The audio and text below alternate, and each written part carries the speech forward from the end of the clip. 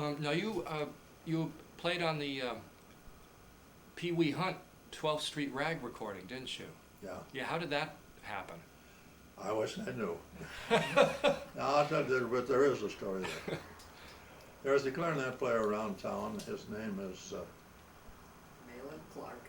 Malin Clark. Oh, yes. Well, we balanced before.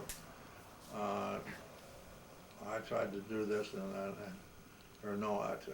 it's how much we knew about what really happened. We were both around Hollywood in those days. We both played with Pee Wee Hunt at different times.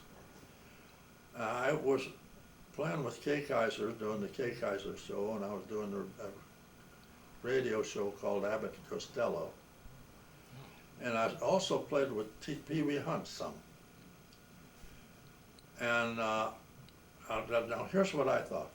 I thought that Malin Clark was the house band at the Paramount Theater, at Paramount Movie Studio.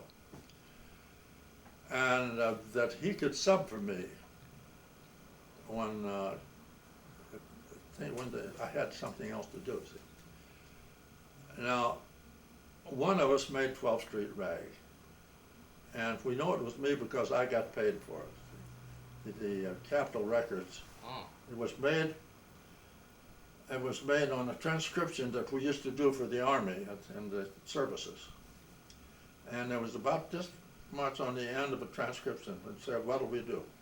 Well, we'll do it on 12th Street Rag the way we played it in the band when we played dances. Well, some disc jockey over in the East started getting requests for it on this transcription. So he told Capitol, so they decided to use it, to put it out as the single, which they did. And that's when I found out that I was the one who did it. But Malin Clark and I have got together about this thing. Our stories aren't any more alike than if we'd have been 1,000 miles apart. They didn't jibe at all, no part of them. Huh. So the only thing is, what I thought was that I was playing at the Morocco, which was a nightclub, every night, and doing 2 or 3 radio shows in the daytime, which was, one of them was Kaiser's Musical Knowledge. And his idea is that he was playing downtown or someplace, and that I asked him to stop for me and it gets all mixed up and not right at all. Huh. And so to this day, neither one of us know what happened. That's funny. Except that I got paid for it, so I must have made it.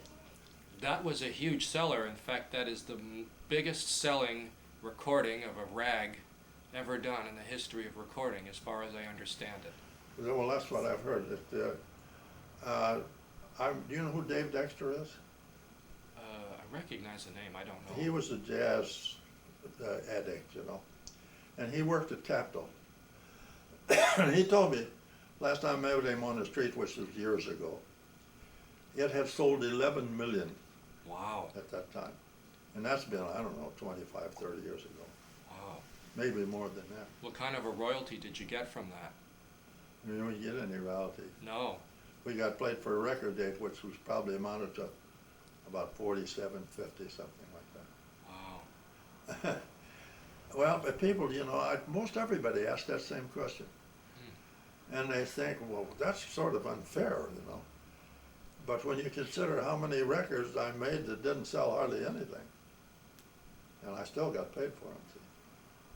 And every musician can say the same. Well, it's a generous way of looking at it, but wouldn't you like to have part of that? 11 million, whatever. Yeah.